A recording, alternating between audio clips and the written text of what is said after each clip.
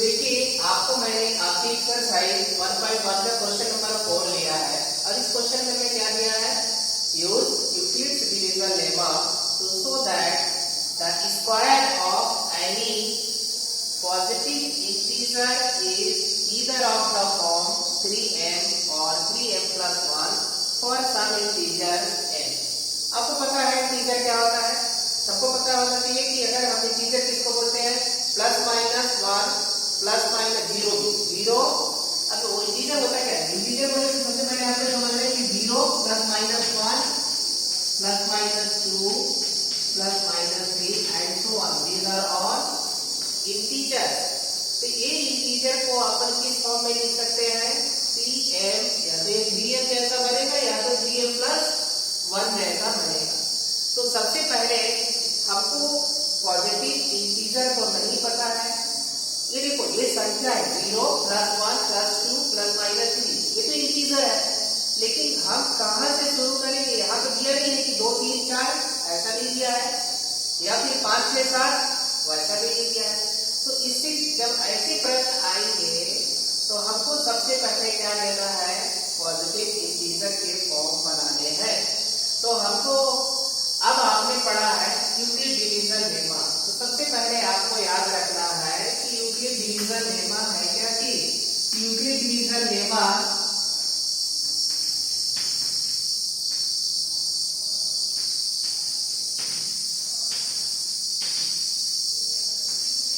Lemma को आप सबसे पहले लिख लीजिए। तो क्या है, a equal to b q plus r, और इसकी कंडीशन को भी लिखना बहुत जरूरी है। यहाँ से क्या मतलब, a क्या हो गया, डिविडेंड हो गया, b क्या हो गया, डिवाइजर हो गया, q क्या हो गया, कॉन्स्टेंट हो गया, r क्या हो गया, रिमाइंडर हो गया। अब आपको ये पता है तो हमको ये बोला है कि positive integer, any positive integer का फॉर्म, तो हमको पहले पॉजिटिव इंटीजर बनाना है। उसके लिए मानिए कि हमने क्या लिखा है कि लेट हमने लिखा है a बराबर a लिया है, और हमने डिवाइजर को क्या ले लिया है, 3 लिया है।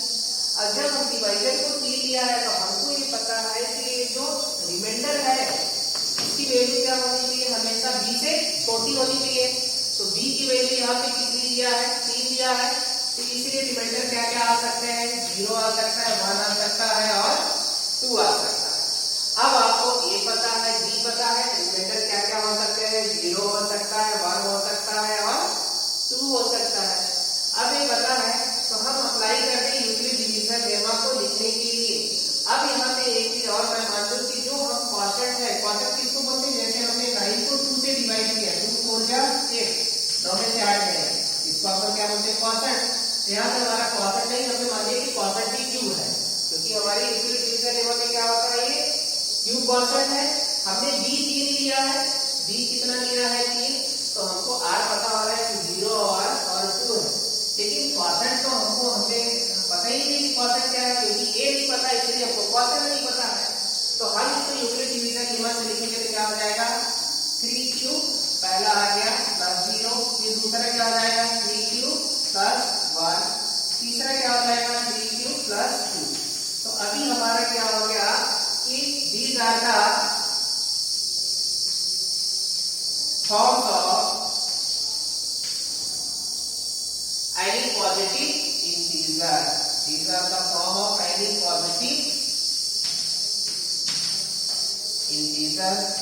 अब हमको ये पता हो गया कि these are the form of any positive integer. अब प्रश्न में क्या देखिए क्या लिखा है, so that क्या लिखा है, square, so that the square of. अब स्क्वायर करने से वो कैसा बन जाता है, अगर हम देखो हमारा पहला नंबर क्या, मानिए कि हमारा पहला नंबर है और एक दूसरा इंटीजर है और एक तीसरा इंटीजर है, तो हमारा पहला इंटीजर क्या है, 3q। हम इसका स्क्वायर करेंगे तो किस फॉर्म में बन जाएगा, ये ऐसा बन जाएगा, या तो ऐसा बने या तो 3m plus 1 बने, 3m बने या 3m plus 1 बने। अब चलो हमारा पहला इंटीजर है, हम इसका स्क्वायर कर देते हैं, 3q का स्क्वायर कर दीजिए, तो पता हो गया कितना हो गया, ये 9q स्क्वायर हो गया।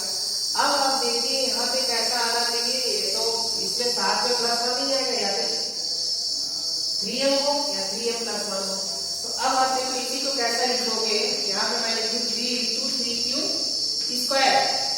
अब लेट मान लिया कि ये 3q स्क्वायर किसके बराबर है, ये m के बराबर है। यहाँ से हमारा क्या बन गया है, इसको हमने किसके बराबर ले लिया, 3m। तो हमने पहला जो पॉजिटिव इंटीजर 3q था इसका स्क्वायर कर दिया, तो ये क्या बन गया, ये 3m बन गया।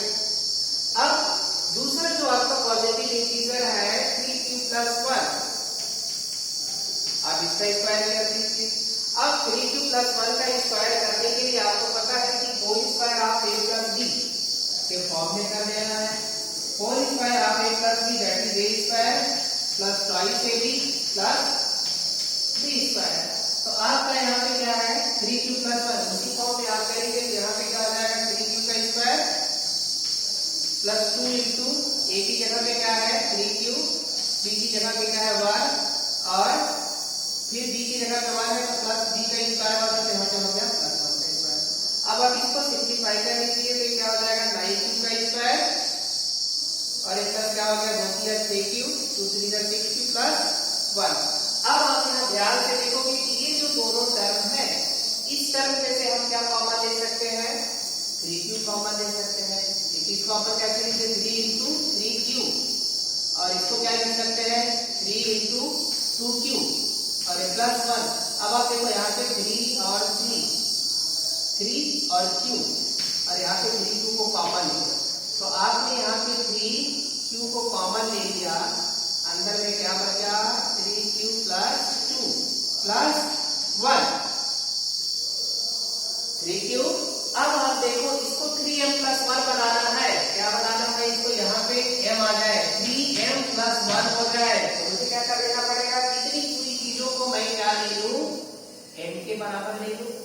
इतनी पूरी चीजों को मैं m के बराबर ले लिया तो मेरा क्या हो गया ये 3m प्लस 1। तो देखो मैंने दूसरा जो इंटीजर था दूसरा इंटीजर 3q प्लस 1 था, इसको मैंने स्क्वायर कर दिया तो कैसा बन गया 3m प्लस 1 हो गया। अब आगे देखते हैं हमारा तीसरा जो इंटीजर है, इसको देखिए। तीसरे इंटीजर के लिए आप देखो यहाँ पे क्या हो गया 3q प्लस 2 का होल स्क्वायर। ठीक उसी तरह whole square of a plus b equal to a square identity use करने से क्या हो जाएगा 3q का square plus 2 into 3q into 2 और प्लस 2 का स्क्वायर। अब आप इसको ब्रैकेट खोल के दीजिए, क्या मिलेगा 9q स्क्वायर, ये क्या हो जाएगा 2 3 जा 6 2 जा 12q and plus 4।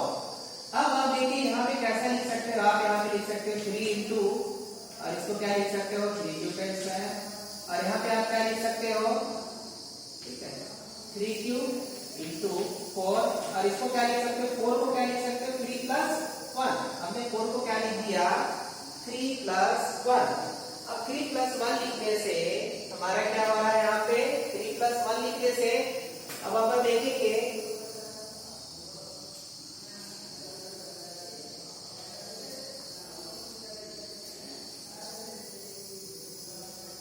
3q plus 1। अब हम देख लीजिए यहाँ पे q स्क्वायर है तो अपन इसको कैसे लिख सकते हैं q इंटू q लिख सकते हैं। तो यहाँ से 3 और ये वाला q ले 3q और यहाँ पे 3, ये तीनों में से अपन 3 कॉमन लेंगे, q नहीं आएगा, q नहीं आएगा, सिर्फ अपने को 3 कॉमन लेना है।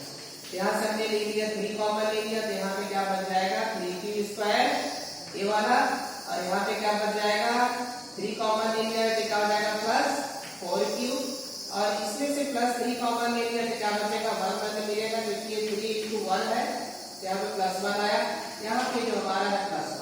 अब आप देखिए इसका फॉर्म प्रश्न में क्या बन रहा है, या तो 3m होगा या तो 3m प्लस 1 होगा।